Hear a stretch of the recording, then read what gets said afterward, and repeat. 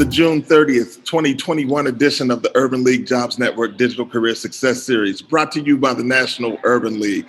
I'm your host, Kenneth L. Johnson, president of the Harlem, New York-based diversity recruitment firm East Coast Executives. If this is your first time joining us, welcome. The Digital Career Success Series, DCSS, is a professional development series that keeps members of our Urban League Young Professional chapters and other diverse job seekers to develop new skills that will enhance their careers through digital platforms such as webinars and Facebook Live. The goal is to provide an opportunity for professional development right from one's computer. Today's DCSS, Selling Your Story, features panelist John Shipp, head of diversity and inclusion at Anheuser-Busch, today's sponsor. Shipp, welcome to the UL Job Network Digital Career Success Series. Hey, Kenneth, nice to be here. Thank you.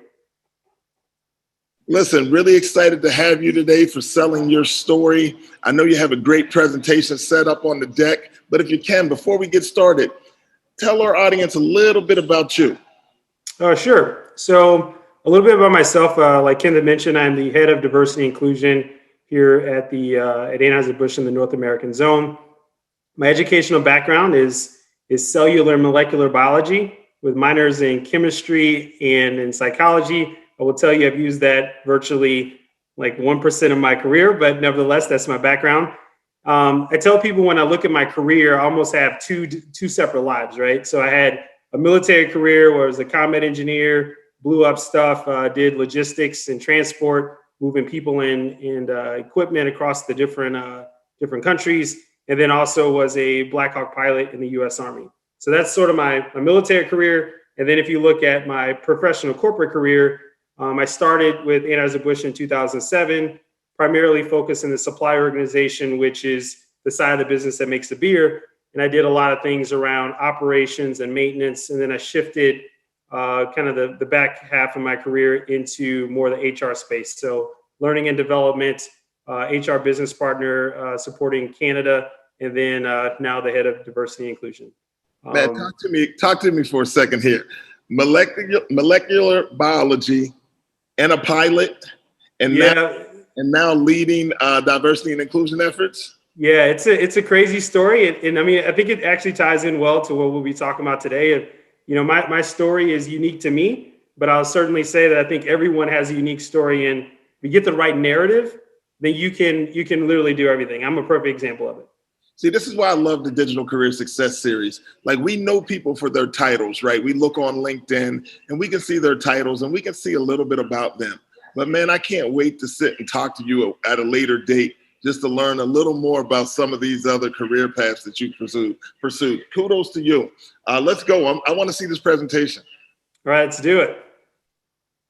All right. So when I was thinking about how I was going to open this, I was thinking about who's the most impactful storyteller in my personal life. And what you'll see here on the left-hand side, this is a picture of my grandfather. And I remember being a young man listening to his stories and everything he used to talk about. I felt like man, that's kind of outside the realm of possibilities of things that I could personally do. And he was very, very clear to tell me that your story is unique to you. And it's something that no one else can have. And if you strive every day to be the best version of yourself, and you put those things in front, you can literally accomplish anything. So those two quotes that I just talked about, if we click through, he says, strive every day to be the best version of yourself. And then the second quote was, be someone you can look in the mirror and be proud of. And those are two things that stuck with me. I wish I could go back in time and spend another day with them.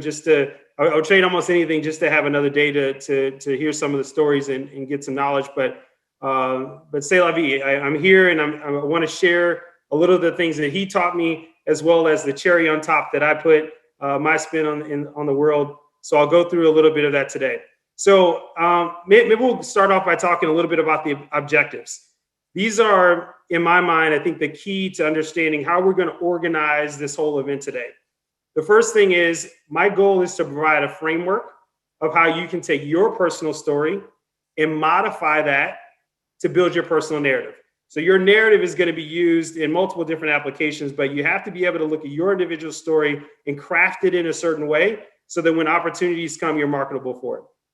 The next thing I'll do is I'll try to teach you tips that can help you flex your narrative. So even though you have your own personal stories and you have the dialogue that's going to go with it, you're going to need to flex those at different times into different audience. So we'll go through that in a little bit. And then the last thing, my grandfather used to always say, if you move up, send the elevator back down. So my goal is to inspire and motivate you all to be the best version of yourself and to make you feel that I can use my personal story and I can sell it and really the sky's the limit. So I'm excited about the topics, but let's jump right in. So I love for these to be interactive. So I'm going to do a poll first. So here's the question. Who are, in your opinion, the top 5 most impactful and memorable speakers in our nation's history? So just throw it in the chat. I just want to see, who everyone is thinking most impactful and memorable speakers in our nation's history. All right. So Obama, MLK Jr., Obama, boom. See if there's any other ones. Okay, we're on track. We're on track. Great. Next slide. So what I'm glad to see is that this slide actually makes sense because this is also in my top 5. So I selected Dr. MLK Jr. as one of my top 5. And what historians often talk about with MLK is that the stories that he used were authentic to himself. So these were not stories of other people. These are stories that were authentic to himself. And when he told them, they were stories that people that were like him felt like, hey, I understand exactly what you're talking about. And people that were not like him or people that had a different life experience, they could certainly relate. So the key in a lot of things that he crafted, highly intelligent man, but the key to a lot of things that he talked about was he weaved in a way to take his story and make it relatable to other people. So if we click through, I'm going to give you some examples of where you can use a story or narrative like this and build it in a real world example. So some examples would be you're interviewing for a new job, right? So you're going to always get the question, why should I hire you for this particular role, right? And you're going to try to sell, here's my credentials and things that I need for this. Another scenario you'll probably see is it'll be you're trying to influence someone to buy a product, or you're trying to influence someone to take your idea for how we're going to improve a particular key performance indicator in the company or a new strategy, but you're trying to influence someone to take on your new idea. And then the last one that we'll talk about is if you're in a production environment like I was when I first started off, you have people that are very firm on, here's my job. My job is to work 8 hours. I'm going to focus on delivering whatever I was supposed to do in these 8 hours. You're not getting anything more or anything less, but you're only going to get the 8 hours.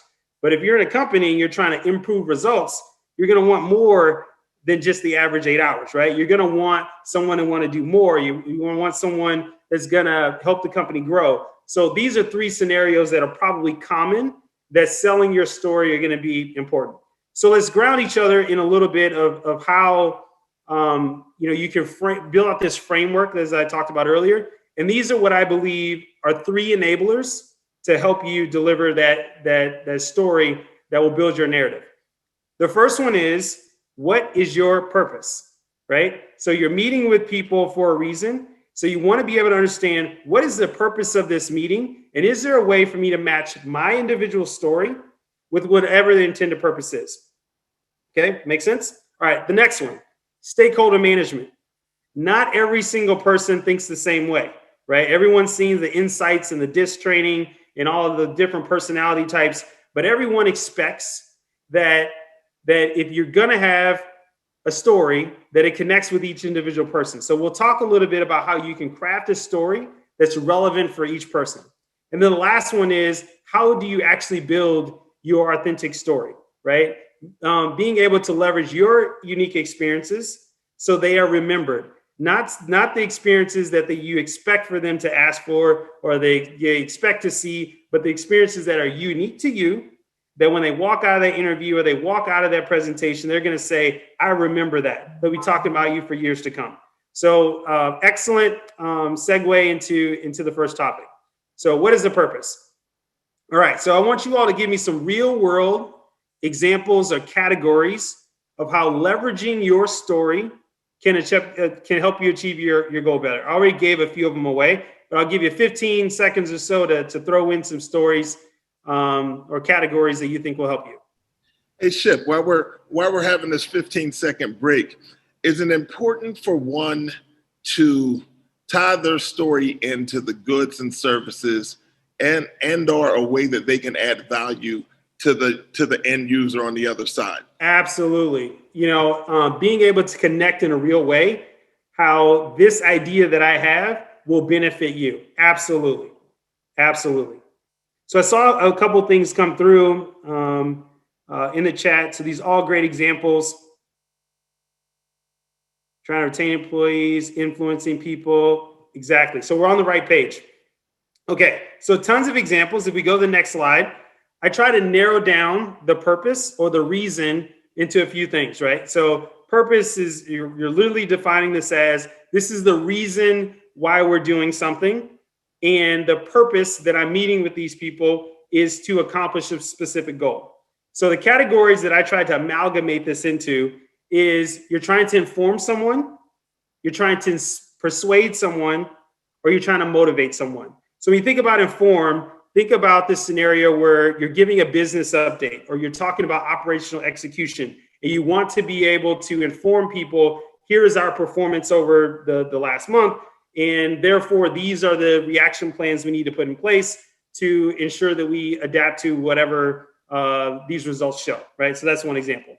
Persuade. So this is self-explanatory, but persuade is that example where you're saying, I want to get hired, or I want this promotion. I want to be able to get this next opportunity. I want them to take my idea. So again, I'm trying to persuade them to see things the way I see it, right? Through my eyes. And the last one we mentioned was an inspired team. So I put at the very bottom here a few pro tips in my mind that as we're going through this, and you got some things or stories in the back of your mind rolling through. But the pro tip is make sure that your great story matches the purpose. A common thing is like, I want to tell this story, but then the story doesn't really match what they're talking about. So people will give you an applause for a great story, but then they'll certainly say, I have no idea how this connects, right? And the other thing is you sometimes can make a story too long, and then they'll get wrapped up in the story. And again, it becomes a distraction and they have no idea what you're trying to talk about. You lose the focus. And then, as you all know, there's a lot of different personality types, and some personality types, you lose them from the very beginning because you didn't get to the points. So again, key takeaway in this is understand what is the purpose in the specific meeting that I'm trying to have. And then how am I going to sell my story, my unique story, and wrap the narrative around to connect with the purpose that they're trying to get out of that.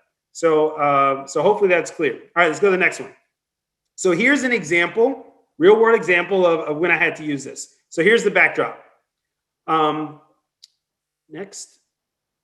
So the backdrop is January 2007. I just got out of doing my tour in Iraq. I basically felt like I used up all my 9 lives. So I was like, I got to try something different. And I'm driving to St. Louis to visit my grandmother. And as I'm driving to her house, I see the famous Anheuser-Busch sign. And up under it, there's a banner that says military recruiting event. I'm curious, so I go online. I look online, and they have a role called frontline production manager. And if you look at the details, it says, essentially, you need someone that's a mechanical, electrical, or chemical engineer. Thinking to myself, don't have that. Kind of did engineer, but it was reverse engineering because I was blowing stuff up. So I don't have that one. It said production environment experience. Definitely don't have that. Troubleshooting. I think I can help you on that one because I have experience troubleshooting. And then leadership experience in a performance-based environment. I didn't have the KPI or the metrics kind of performance management environment, but I also had the environment where if you make a mistake, you die, right? So I felt like I think I can apply for this. So I remember going into the interview, and here's what happened. So next slide. So next, what I saw was the question, Mr. Shipp, looking at your background, why do you feel that you're a good candidate for this particular role. Now, in my head, I've already got the setup. I already know you're looking for an engineer. I already know you expect someone for the production environment. I already know that you want someone that troubleshoots and understands KPIs. I already know those things. So I wasn't going to try to pretend to be something I wasn't. But I remember, I was like, my experience is good enough. And I replied with aptitude, ability, and motivation. So I said that, it drew them in, and I said, the United States military feels that I have the aptitude to fly a $21 million aircraft. And I also have the aptitude to figure out what's going wrong with it before it crashes to the ground. So I feel from an aptitude standpoint, I certainly have the aptitude to learn whatever machinery you have in your environment. I'd also say that I've been in situations where I had to support troops, support people in everything from a natural disaster, hurricane, tornado, you name it, all the way to a hostile environment where people are shooting at me. I was able to effectively lead in those particular environments. And then finally, from a motivation standpoint, I'm one of the most energetic people. I'll jump in, try anything. And as you can see from my military career, I've done everything from engineer, logistics, all the way to aviation. So I would like this opportunity to be part of your team and help your company grow. So here is my narrative on an example where I did not have all the qualifications. I certainly felt that I could do it, but I didn't have all the qualifications. But I leaned into the conversation using my personal narrative to connect with what are the things they're looking for. So exactly what Kenneth talked about. What are they actually looking for? And I was able to weave that in a way that made them feel like I was the best candidate for the role. So the result was, I've been with the company now for 14 years. I've had 9 different roles. I'm a partner in 6. So I think I'm pretty much winning. All right. So let's go to the next slide.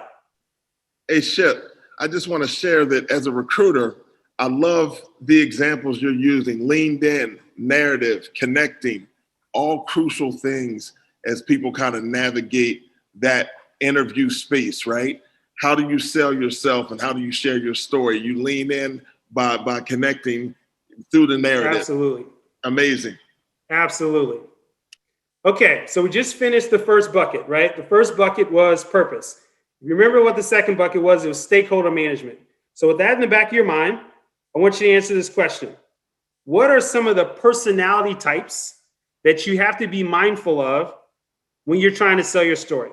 So let's just jump in the chat and just go ahead, another 15 seconds, throw out anything. What do you think are some of the personality types that you have to sell your story? Okay.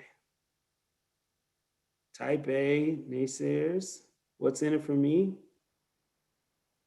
Buy-in, optimist. Analytical, drivers. Absolutely. Absolutely.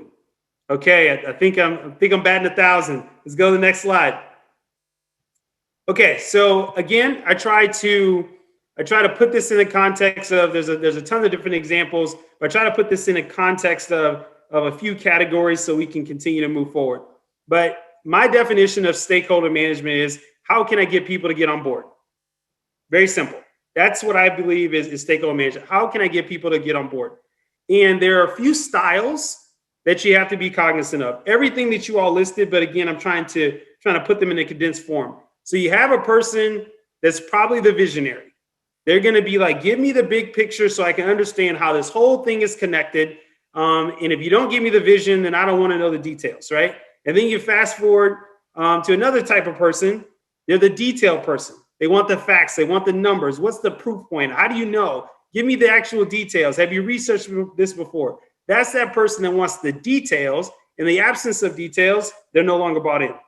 And then the other person is that type A personality, right? It's if you've ever done the insights training or the DISC training, these are the fiery red people that essentially say, give me the cliff notes and let's move on. Your answer is going to be yes or no, so let's hurry up, right? So this visionary person, if I were to break that down, you want to be able to give them something they can relate to. I'm going to say that again. Visionary people want to understand and they want something to help them be able to relate to.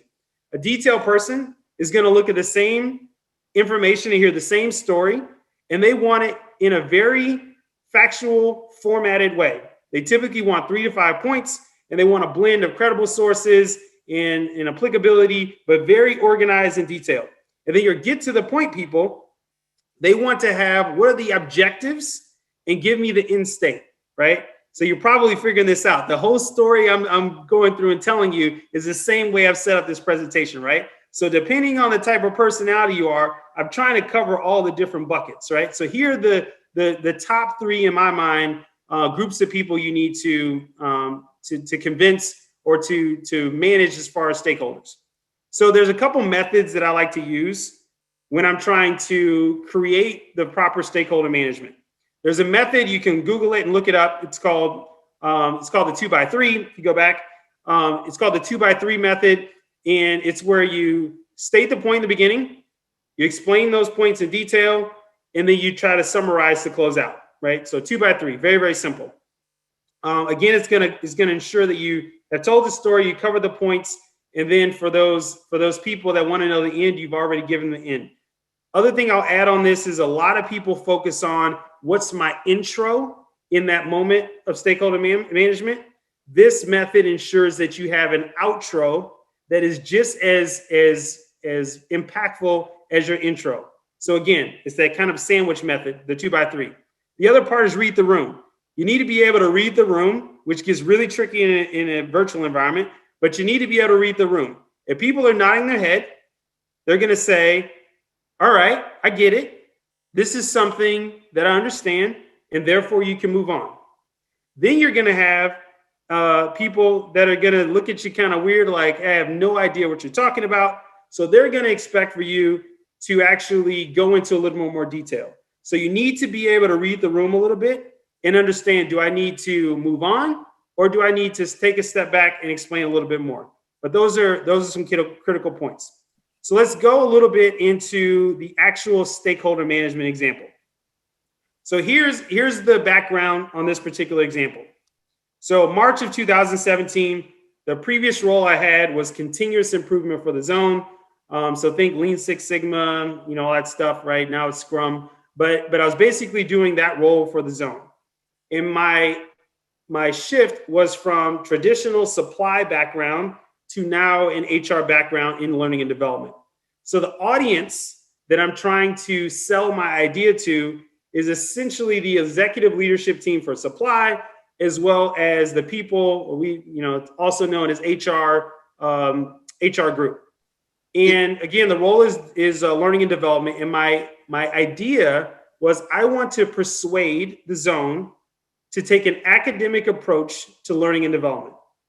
So we have a long history of, there's a ton of details, a ton of courses you can take, but the framework itself wasn't there. So here's my pitch.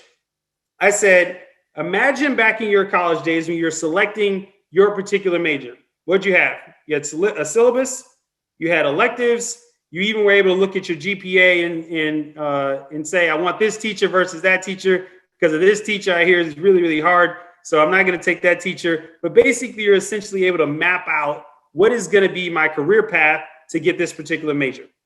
And then if you take one step lower, you would say, what are the key things that we need to institutionalize to ensure we're going to develop this in a better way?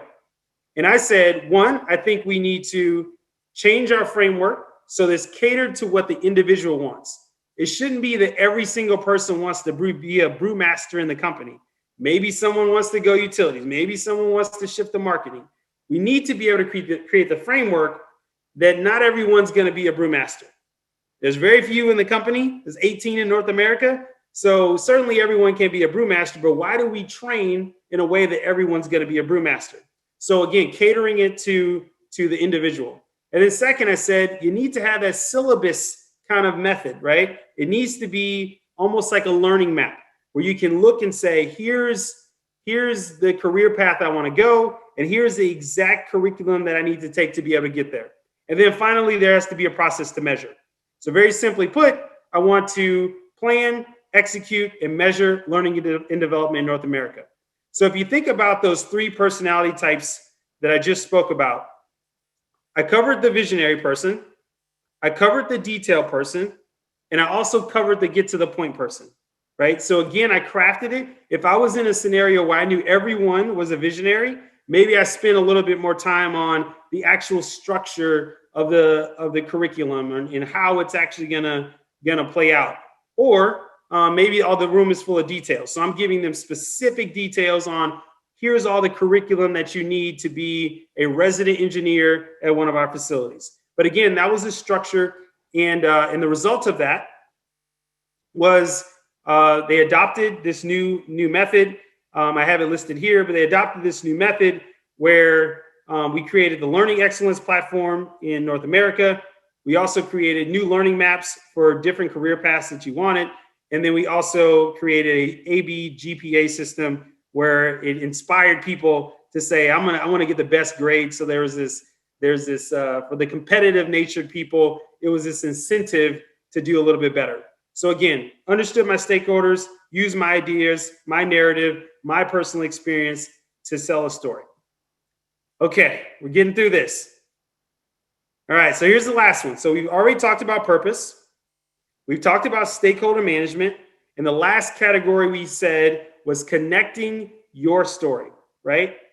So here's a picture, and I'll go into details, but here's a picture of something that I remember when I was in OCS. Anyone know what famous picture this is from that was used in a sand table in World War II?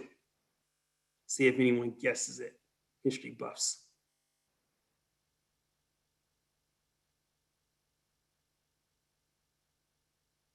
We'll see any guesses in the chat. There it is. Boom.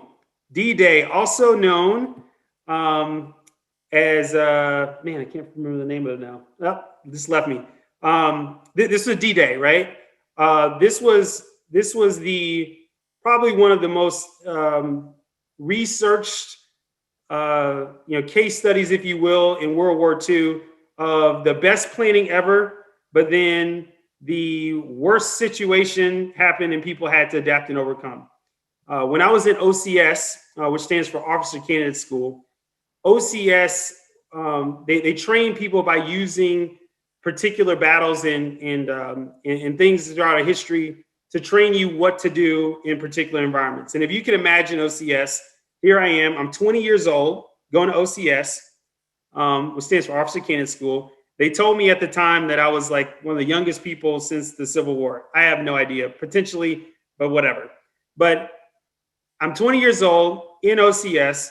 And if you can imagine, you basically are doing push-ups, flutter kicks, you run everywhere. You literally hear a person yelling constantly. It's a mix between like DMX, if DMX was pinching his nose. So it's this weird kind of environment where it's highly intense, but it's a very good environment to learn and to be 100% focused.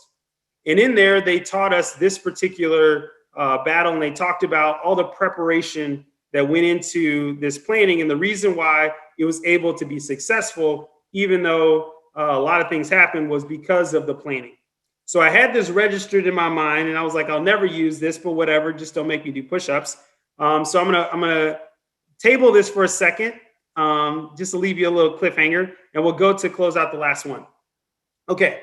So the last item we talked about was connecting your authentic story. So when I say connecting your authentic story, I'm talking about sharing your unique experiences when appropriate. And there's two key tools that I think are necessary for that. One, you need an attention grabber. So you need something that's going to spark curiosity and, as Kenneth said, make people lean in. You're curious on what is he going to say next? Like, what's the compelling statement that they're going to talk about next? All about it, grabbing the attention and making people lean in. The second thing important for connecting your story is you have to make it relatable. The ultimate goal is people are doing this when you're talking, right? They're doing this. They're saying, yep, I understand. And you can even take it a step further and you make people care about whatever you're talking about. And we look back at Martin Luther King's speech. Not only did he grab the attention, but he made people care. And that's why it was so effective. So that when I talk about attention grabbers in the work environment, what I'm talking about is maybe you show stats, and not just the regular stats or the regular KPIs. You show the insights related to those stats that maybe someone else didn't connect. So now a person that's already seen it. They probably already read the pre-read. They're like, oh, there's going to be nothing that I haven't seen before. It probably only went up 0.1. So what's the point of focusing in on it? But if you show a stat in a different way that no one's ever seen, now they're going to clue in, right? The other way is you think about what's that relatable story. So if you go back to the previous example, I was talking about, I'm trying to sell this new idea for how we're going to change learning and development in North America in Anheuser-Busch, right? And I leveraged the fact that everyone in that room had been to college. They had the experience of going through a syllabus, picking their courses, selecting a career. So I leveraged that as a relatable story that people could ground themselves to, get in their own head about, oh, okay, yeah, I see where you're going with this. But essentially, I leveraged the fact that we had a shared experience. So by doing both of those things, again, your story becomes something they can ground themselves to. It's yours, so it's easy to talk about. And the narrative behind it is also easy to build upon because it's something that is clear for you. So you've got the attention grabber. It's also relatable. A couple tips on that one. For the attention grabber, you need to make sure that it's resonating. If it doesn't resonate, then you need to explain more. And if it's something that they're never going to get, then maybe you move and you try something different. But have a couple examples in your mind of things that you can grab their attention, but it's also something relatable. If you notice a lot of my stories that I talk about, I stick to things that are very clear for me to pull out of my cachet of experiences. I usually talk about my grandfather. I usually talk about switching to all these different roles and doing different things that are completely not connected. And I also talk about military stories. So I use things that are relatable for me that I can pull out anytime I need to. So those are the pro tips on that. So now we're going to jump to an example. So here's the backstory of this. In March of 2006, I get in the operations area with the 101st Airborne. And again, I flew helicopters. So at night, we did a lot of air assault missions. And I'm sitting there, we're playing Halo on Xbox.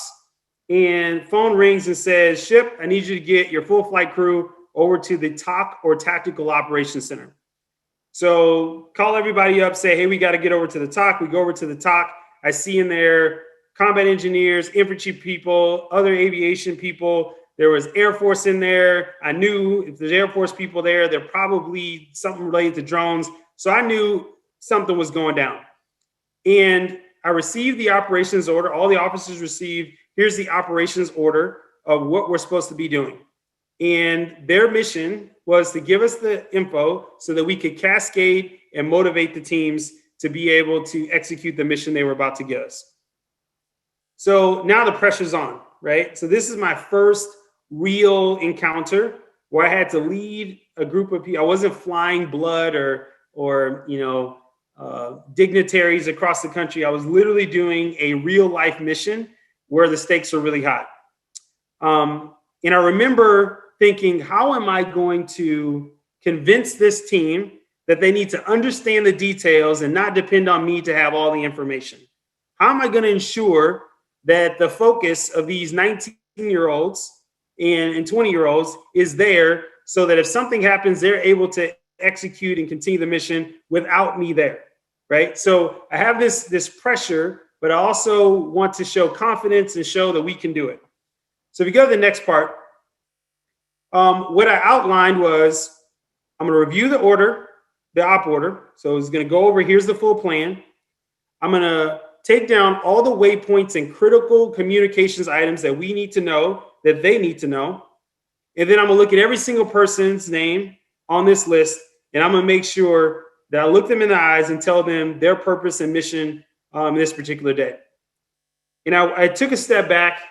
And before I walked in, I gave a moment for myself and I said, this is it. This is that moment where people don't come home if I don't get this right. So if we go to the next slide, I'll kind of walk through exactly what happened. So I briefed them that many years ago, when I was in officer candidate school, I studied the D-Day invasion. And in the D-Day invasion, they had a whole bunch of people that were the same age as them, with the same nerves and anxieties as they have right now, that were given the task of jumping into Normandy. This was their opportunity to be a part of history. This was their moment to be able to execute with precision and be remembered. So here are the objectives for the day. And I remember being super nervous, and we had this mnemonic that we used in the Army. We said, Sergeant Major eats sugar cookies. So in the back of my head, I'm like, Sergeant Major eats sugar cookies. Sergeant Major eats sugar cookies. And I literally gave them the operations order. And I said, here's the situation. I need you to do A, B, and C. Our mission is C, D, and E. Then our execution and the way that we're going to execute this is going to be these particular items. Our service support is going to be the Air Force drones. We're also going to have combat troops on the ground. And then our command and signal, here are the call signs and everything that we're going to use as we pass each of the waypoints. So I delivered this operations order. I asked each person, what is their particular mission? And we walked away and everyone was confident. Everyone knew exactly what is my mission for today and how am I going to execute. 100% of the people came home that day, 100% mission success. I put this on here that I received an Air Medal Meritorious Service Medal, which is right below a Bronze Star. But I will tell you that no service person wants to get those medals, right? So it was a very intense situation. And because of the training, because of the focus, everyone knew their mission. We were able to execute a difficult mission under duress, right? So one of the highlights of my career. So if you go to the next slide, what I really want for everyone to be grounded on is a couple things. One, always go into a scenario where you understand your purpose. What is the exact intent that I'm going into this meeting for? If you don't align what is the purpose, then you're not going to be able to tell a story that's compelling. The next thing is, who are my stakeholders? We know there's different personality types. So I'm going to pivot my story and give them the key information based on what is necessary in that particular moment. And then the third thing, know that your story is amazing. You would not be here today if you weren't the people that were trying to strive to be excellent, that were trying to understand what are the key things that I can do to elevate my career. So I know you all have that. So I want to close by saying thank you. You all are now part of my story. Everything that was listed here was things that were unique to me, and truly is an honor for me to be able to share this story with you. And hopefully that these are tools that you can use, and when you're done, you can send the elevator back down and give it to someone else. That's all I got. Man, listen, we sincerely appreciate the transparency and sharing. Kudos to you, and thank you for your service, my friend. Listen, I want to kind of jump into this. I think there's a question that came into the Q&A that I really believe is important in this process. Research indicates that people on the other side remember stories much longer and even clearer than they remember arbitrary answers to questions. So one reason why storytelling is extremely important in an interview setting, in a promotion setting, or just even sharing your story amongst your colleagues, because you want to be remembered for your success. It's kind of that past performance is a great indicator of future success, right? So we have someone that asked a question here, and they say, panel interviews have multiple personalities involved. How do you suggest you manage that during your interactions? Yeah, I think usually the questions that people ask give you an indication of their personality type. So it's all going to be dependent on that particular panel that you're in. But typically, a person that is very terse in the way they ask you a question, they're more than likely the get to the point type of person. So when I respond to them, I'm going to address them first and give them the satisfaction they need in that particular example and say, here's the things that I want to impress upon you. I have the aptitude, ability, and motivation. That's that panel interview person that wanted to be brief, give me the details and move on, right? But then I also wanted to be able to expand and give something to the other people that don't fit in that personality type. So I think my approach has always been to address the person that talked to you first, give them whatever style fits their particular need, but never forget that there's other people in the room that have that. If you know the people, it's a lot easier. If you don't know the people, my suggestion is to cover all three, but always start with who's the person that asked the question. Great advice. Also, we have a question from David, and he'd like to know, how do you know which skills to include in your professional narrative and which ones to omit? Yeah, I think it comes down to what is the purpose, right? So we talked about purpose is the first one. If my goal is to persuade you that I'm the best person for the job, I'm probably going to avoid talking about failures. Like, I'm not going to give you those. I'm going to talk about adversity and success, but I'm going to avoid failures. So I think, going back to the original, first topic, understanding your purpose. If your purpose is to persuade, use examples where you leverage your art of persuasion to get something done. It does not have to be applicable to the specific topic that they're asking for. Again, remembering your story is authentic to you. So if you leverage your story, weave it in the way that you can, then not only do you tell a more powerful story, but the intent of what they're trying to get at is met. So I think it all comes down to, what's your purpose and what's the desired intent. I would build this cachet, if you will, of all these different stories that are impactful. They show overcoming something. I'll build that cachet. And like I ended the presentation with, my cachet typically talks about my family, talks about the different roles I've had, and talks about the military. That's my personal cachet. You have a narrative that's also the same. So build that cachet and then flex those whenever you need to. All right, let's stay here with the narratives, right? So who needs a professional narrative, and are there any career paths that would not benefit from crafting a professional narrative? I think everyone needs a narrative. I mean, unless you are, well, actually, I can't think of a scenario where you don't need a narrative. Even if you are a private business owner and you're trying to sell a product, you need a narrative to get them to buy your product. If you are internal to a company, more than likely you want to move up. And if you don't want to move up, you at least want to get paid more, right? So you need to be able to show results and do things that make people think that you are a valuable asset to the company. So again, you need a narrative to be able to tell, even if it's the narrative of every year, I need to tell my boss, here's a reminder of everything that I did this past year, right? Like, everyone has short-term memories. So, I just got through doing it myself. We have our annual review coming up. I sent my boss, hey, here's a reminder of all the cool stuff I did this year, right? That's my narrative that I want to ensure is in them. So when everyone's in the room and they're saying, who's going to be the next chief diversity officer, I'm speaking this in existence. We don't have one of those. But when they're thinking about who's going to be the next one, they say John Shipp, right? So I think everyone needs it. And really it comes down to just having that cachet again. Hey, well, make sure you put the Digital Career Success Series on that next narrative list, right? Done. Already done. Hey, listen, we have another question here. Does your professional narrative always stay the same, or does it change depending on the position you are being interviewed for? I use different stories. Yeah. So I would say, who I am as an individual. I'm always motivated, always want to try new things.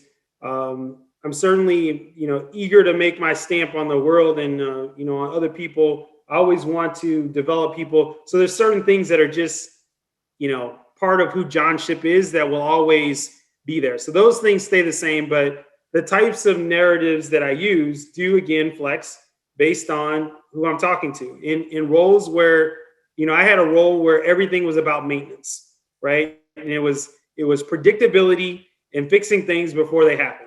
So the narrative that I used in that specific interview, if I recall, was less about leadership and influencing people to do things, because that's not the way it was set up.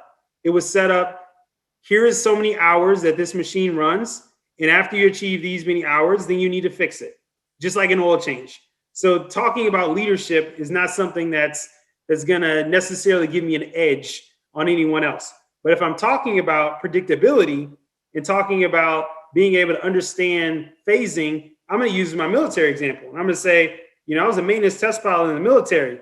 The stakes of not forgetting to change out your bearings is that rotor blade is going to fly off when you're at 3,000 feet, and that's going to be a bad day. So again, I use the same format of, here's the things that are important to me, but I often tell different types of stories, again, depending on the situation. Great. As a career coach, as we teach people kind of an interview process, especially for behavioral based interview questions, we run the line of STAR, right? So situation, task, action, result. And I noticed that you had something in your presentation that was very similar in its cadence.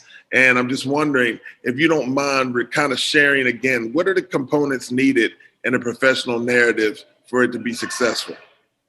Yeah, so the components of that, I think I used the Sergeant Major Eat Sugar Cookies, but that was for here's how I deliver an operations order so people know what they need to do. But if I'm looking at what are the things necessary for a professional narrative, I'm going to take this back as homework and build a mnemonic. But understand what is the purpose, understand the stakeholders, and then connect your story. Right. So those are the three big things that I think are necessary for the narrative. All right, great. I'm just kind of browsing through the questions here. So, has COVID-19 changed the need or the content that should be included in a professional narrative? Man, this is a really good one. So I would say yes. And the reason why is I think a couple of things are a lot harder. First, a lot of the things that you do when you're sharing your narrative are dependent on being able to read the room. So a lot of times you can't read the room when you're on Zoom, right? Unless you're literally scrolling through the entire, list of individuals, it's very hard to read the room. So I'm a little less risky in the stories that I tell. I try to find things that are even more relatable to a broader audience because I can't read the room as well as I would if I was in person.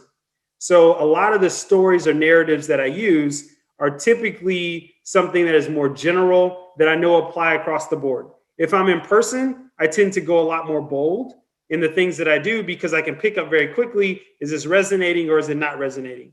So again, I have this cachet, but I would say yes, the ones that I choose to bring to the table are often something that does not require me to think, is everyone going to get this? Because I'm never going to have time to scroll through everything. So for me, it has changed it. I'm a little less aggressive on the stories and things that I use because I want to ensure that it always connects with people, and I can't connect in the same way as if I'm in person. So yes, it definitely has changed the way I approach the narrative. But I can appreciate that, and it made me, your statement or your response started making me think of situations and scenarios where that holds true. However, I think one of the things that the virtual environment has allowed us, we're immediately able to drop links into the chat that can reinforce our story and our the goal of what we're trying to get accomplished, right? Or get across in that setting. So it's like instantaneous. We can show people like, hey, here it goes, right? It may pull people away from it a little, but at least you're providing that foundational support for what it is that you're pushing. That's your narrative, right? So do you know any other resources that can be of use as one kind of starts the process of crafting a strong professional narrative? I think if I'm in a professional setting, and let's just use I'm trying to join a company as an example. A resource that I think is really valuable is every single company has their mission statement on their website. So here's our mission statement. Here are our goals. Here's how we move. Here's our core values. So a key tool is to know what are those things that are important to them. And then again, how am I going to match my narrative to those people? So I think that's a key tool that I would say you want to add. Like you mentioned, I think it's also a great idea. If you're going to be telling a story and people are not going to necessarily know it, have those digital items that will enhance your story ready to go And if you're really prepared for the questions, you can always have those things available. Drop them in the chat. People can have them. For the people that get it, they're with you and they can keep moving. But for the other people that don't necessarily know the story, they can quickly glance at something, get the Cliff Notes version, and then dive back in and be fully engaged. So I think those are two really good examples.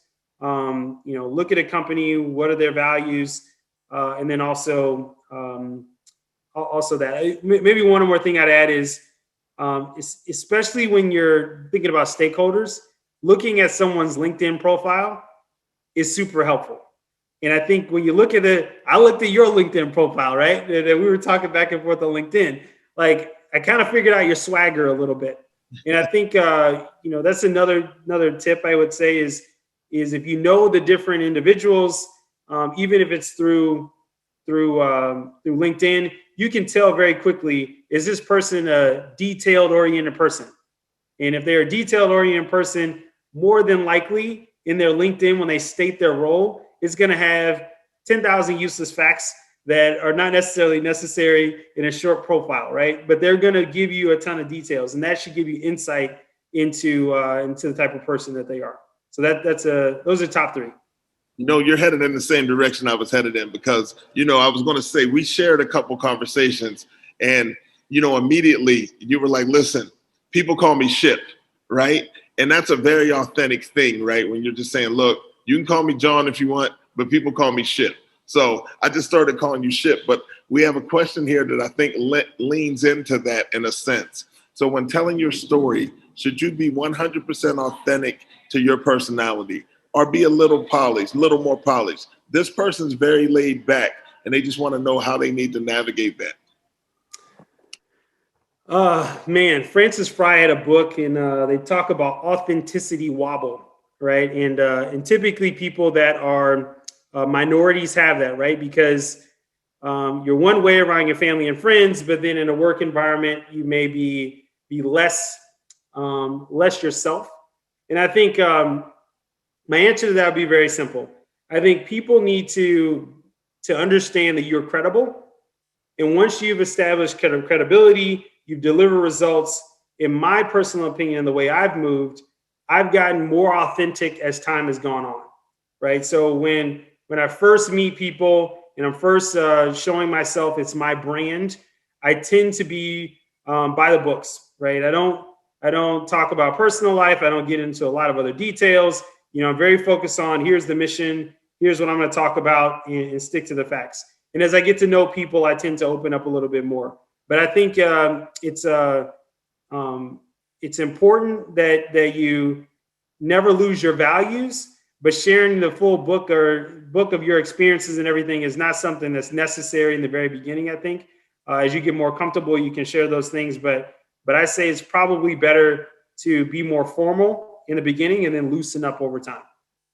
My colleague Kristen Bray in the National Urban League Digital Career Success Series team, they're really good at putting things in the chat. And I'm not in the chat, but can you repeat the book title and the author's name again for that book you just referenced? I can't remember the book title, but the author's name is Francis Fry. And if you just Google authenticity wobble, it kind of lists a little bit of the framework of the different personality traits, and then how you can adapt your particular style to the employees that you have.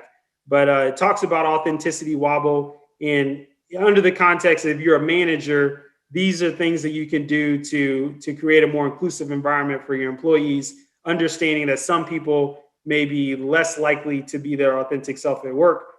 They have this authenticity wobble. So that's really the framework of it. Really, really brilliant person, a professor at Harvard. So definitely check it out. All right, Shipp, this is going to be, I believe, our last question. I'm going to send you on one more mission, my friend. All right, let's do it. We have a question, and basically the question is, when that question comes up about your shortcomings, what type of narrative should you craft to describe that? The reason why I wanted to share this one, because we have some back and forth going on in the actual Q&A side about how people should address that. So when people say, hey, tell me something that you can improve on, how do you work with that question? Yeah. So the HR answer is to never give them a detail that also isn't seen as a bonus. So as an example, it would be, I'm an extremely dedicated person. I want to get it right. And I know sometimes I don't have the right work-life balance. If they're looking at it from a productivity standpoint, they will look at that answer and say, so what you're telling me is you're a workaholic and you're always going to get things done. Bad for you, great for me. That's what they would probably say. So I tend to try to stay away from those because it's overused. People know it's coming. But I, I like to share things that are real experiences, but things that I've also overcome. And I think when you can do those in those terms, people can say, okay, this was a this was a you know a, I'm not going to say a failure, but something that was a major hurdle. And I think you get bonus points for the resilience factor. So I will pick stories and things that really, pull out what's the resilience thing that I can connect with on this, and this person is definitely capable of doing that. So, Man, I really appreciate all that you brought to the table today. On behalf of the National Urban League, Wanda Jackson, Kristen Bray, and of course today's sponsor, Anheuser-Busch, who you're very familiar with, I'd just like to say thank you for joining us today. It's been great. How do you suggest that our audience stays connected with you and your content? Yeah, LinkedIn is the best way. I really, I'll give back to people. I like to say within 48 business hours, or 5 business days. But yeah, you reach out to me on LinkedIn. I actually get energized by helping people out. So feel free to reach out to me. We can talk about different things that you're experiencing. It's kind of my side unpaid job. So certainly reach out anytime. LinkedIn's a great way to get connected with me.